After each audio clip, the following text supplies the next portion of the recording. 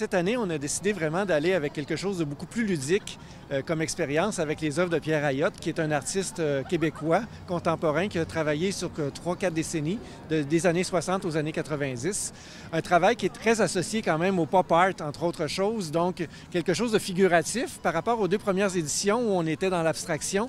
Cette fois-ci, on est avec des choses plus figuratives qui font un peu une critique sociale d'une certaine façon, avec des clins d'œil à des marques de commerce, entre autres choses. Puis, on a essayé de faire un ajustement entre les œuvres et les commerçants aussi qui étaient sur l'avenue Cartier.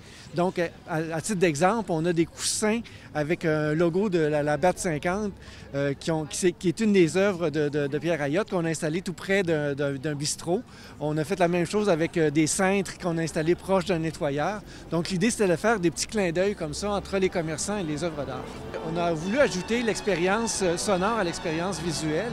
Alors, on a invité l'Orchestre symphonique de Québec à nous proposer des extraits sonores d'enregistrements qu'ils avaient faits qui étaient en lien avec certaines des œuvres de Pierre Ayotte. Donc, ça permet de vivre une expérience encore plus intéressante quand on vient sur l'avenue Cartier, plutôt que de simplement les regarder.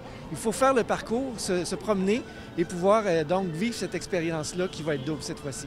L'entente qu'on a, c'est jusqu'à la fin de 2019. C'est sûr qu'on a commencé déjà nos pourparlers pour essayer de voir à ce que ça puisse être prolongé sur une plus longue période.